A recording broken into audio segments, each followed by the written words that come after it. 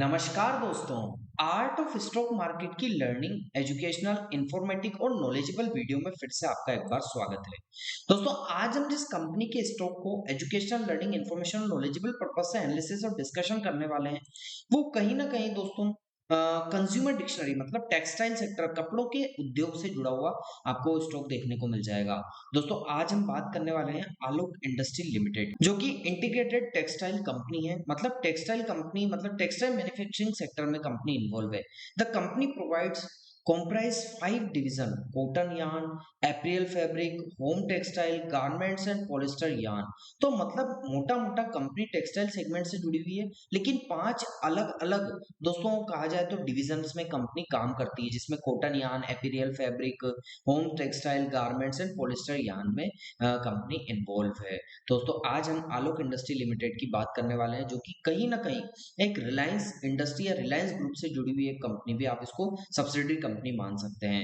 उससे रिलेटेड दोस्तों एक कंपनी देखने को मिल रही है, तो इसकी बात हम करने वाले हैं।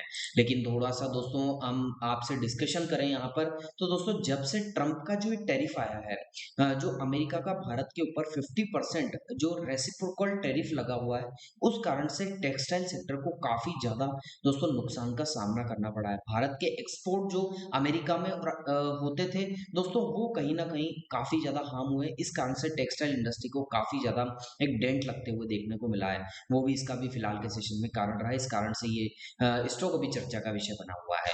दोस्तों, हमने कंपनी के फिलहाल के सेशन में ओवरव्यू को डिस्कस करा, जिसमें हमने कंपनी का नाम, कंपनी किस सेगमेंट से रिलेटेड और किस दोस्तों स्फेयर में कंपनी वर्क करती है उसके बारे में भी डिस्कशन किया।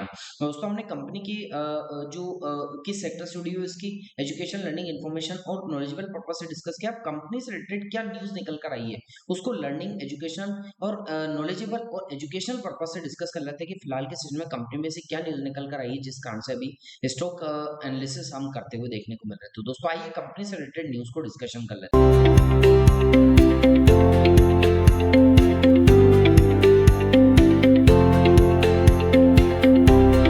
दोस्तों, मैं कंपनी से रिलेटेड न्यूज को डिस्कशन करने से पहले आपको बताना चाहूंगा कि मेरा जो न्यूज का सोर्स है वो हिंदुस्तान टाइम्स से लिया गया, और अपने हिसाब से समरी करके, अपने हिसाब से इसको समराइज करके न्यूज को और अपने अकॉर्डिंग दोस्तों इसको बताने का मैं आपको प्रयास कर रहा हूं। तो आइए दोस्तों, अब न्यूज को हम एजुकेशन, लर्निंग, इन्फॉर्मेशन, एजुकेशनल और नॉलेजेबल। दोस्तों, आज हम बात करने वाले हैं मुकेश अंबानी ग्रुप से जुड़ी हुई कंपनी। जैसा कि मैंने प्राइमरी लेवल पर आपको बताया था, कहीं ना कहीं ये रिलायंस इंडस्ट्री ग्रुप से जुड़ी हुई और इसकी सब्सिडरी कंपनी भी इसको मान सकते हैं, जिसका नाम है आलोक इंडस्ट्री लिमिटेड के शेयर, जो अचानक चर्चा में क्यों आ गए, क्या वजह रही इसके पीछे तेजी की।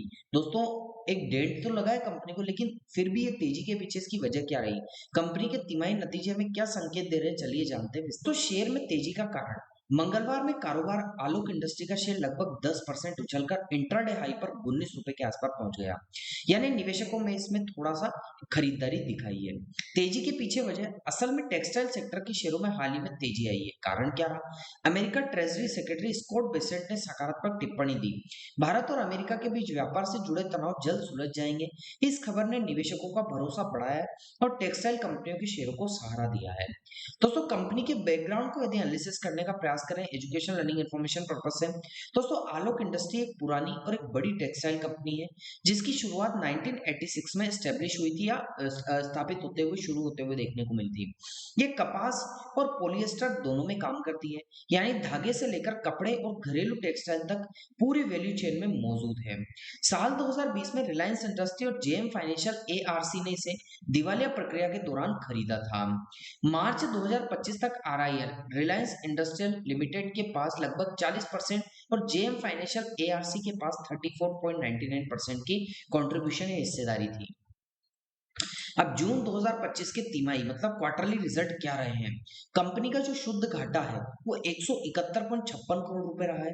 यह पिछले साल की तुलना में कम, क्योंकि जून 2024 में एक घाटा 206.87 करोड़ था। तो कहीं ना कहीं इसके घाटे में थोड़ा सा डिक्रीजिंग ट्रेंड देखने को मिला है। हालांकि बिक्री घटी है, 1006 करोड़ से घटकर 932 करोड़ रही है। कंपनी का घाटा डिक्रीज हुआ है, लेकिन कंपनी की जो बिक्री है, जो सेलिंग है, वो दोस्तों थोड़ी सी डिक्रीज हुई है। तो फाइनली इस न्यूज को डिस्कशन करने करने के बाद मैं आपको कंक्लूजन लेके आऊंगा। दोस्तों, आलोक इंडस्ट्री के शेयर में आई तेजी सेक्टोरल पॉजिटिविटी और ग्लोबल कमेंट्री की वजह से देखने को मिली है। हालांकि कंपनी अभी भी घाटे में है, लेकिन निवेशकों की नजर रिलायंस की मौजूदा और लंबे समय की संभावना पर है। क्या आप मानते हैं कि आलोक इंडस्ट्री आने वाले समय में मजबूत प्रदर्शन कर सकती है? अपनी राय कमेंट सेक्शन में जरूर दीजिएगा। और दोस्तों, वीडियो अच्छा लगे तो चैनल को सब्सक्राइब, लाइक और दोस्तों शेयर जरूर कीजिएगा। और हमारे द्वारा आपको दी गई ये पूरी जानकारी केवल शिक्षा के उद्देश्य से, मतलब कहा जाए तो नॉलेज के उद्देश्य से, किसी प्रकार की इन्वेस्टमेंट एडवाइस नहीं है।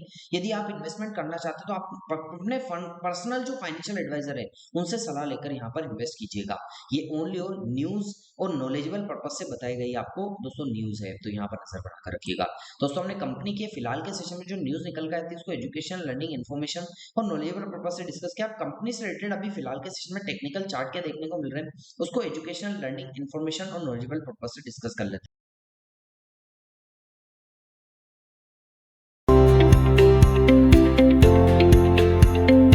दोस्तों, मैं कंपनी के चार्ट को एनालिसिस करने के लिए फिलहाल के सेशन में मंथली चार्ट पर लेकर आ चुका हूं। जैसा कि आपको देखने को मिलेगा कि इसका जो चार्ट है वो इस ट्रायंगल पैटर्न के अंदर में फिलहाल के सेशन में ट्रेड करते हुए देखने को मिल रहा है। जहां पर दोस्तों जब भी स्टॉक नीचे की साइड आया है, क्योंकि ट्रायंगल पैटर्न के अंदर में इसका candlestick pattern impulsive corrective wave के पैटर्न में, जो कि इलियट वेव की थ्योरी के अकॉर्डिंग होता है, उसमें ट्रेड करते हुए देखने को मिल रहा है। तो जहां पर स्टॉक जब से लॉन्च हुआ था तो नीचे की साइड आया, तो इसने फर्स्ट टाइम जहां सपोर्ट लिया था, जैसा कि यहाँ देखने को मिल रहा है, फर्स्ट सपोर्ट जनरेट किया, फिर बड़ी बड़ी कैंडल ऊपर की साइड बनी तो ये दोस्तों इंपल्सिव क्रिएट हुई। फिर जैसे प्राइस नीचे की साइड आया तो सेकंड सपोर्ट इस लेवल के आसपास लिया, फिर एक ऊपर की साइड गया, फिर नीचे की साइड आया तो थर्ड टाइम सपोर्ट लेते हुए देखने को मिला। दोस्तों, इस जगह इसने 3 बार सपोर्ट लिया तो ऑटोमेटिकली सपोर्ट ट्रेंड लाइन हो जाती है। अब ऊपर की साइड की बात करें तो जहां पर इसने रेजिस्टेंस फेस किया, क्योंकि दोस्तों कहीं ना कहीं इंपल्सिव वेव आई है तो करेक्टिव वेव भी अपने रेजिस्टेंस ट्रायंगल पैटर्न में आई होगी। तो first time resistance, second time resistance, third time resistance, 3 बार इस लेवल से प्राइस गिरते हुए देखने को मिला है, तो रेजिस्टेंस ट्रेंड लाइन आपको फिलहाल के सेशन में देखने को मिल जाएगी। अब दोस्तों, प्राइस को यहाँ पर एनालिसिस करने का प्रयास करेंगे, प्राइस अभी क्या देखने को मिल रहा है, तो आपको दोस्तों देखने को मिल जाएगा कि फिलहाल के सेशन में प्राइस 18.16 के आसपास ट्रेड करते हुए देखने को मिल रहा है। प्राइस ऊपर या नीचे कहीं ना कहीं तो जाएगा, क्योंकि प्राइस मूवमेंट तो करेगा। प्राइस यदि ऊपर की साइड ब्रेकआउट करता है तो फर्स्ट रेजिस्टेंस ऊपर की साइड जो निकल कर आ सकता है दोस्तों, वो कहीं ना कहीं इसके लिए 24 रुपए से लेकर 25 रुपए के आसपास का निकलकर ऊपर की साइड फर्स्ट रेजिस्टेंस इस लेवल का जो ब्लैक कलर की आपको लाइन देखने को मिल रही है उसके आसपास का आ सकता है।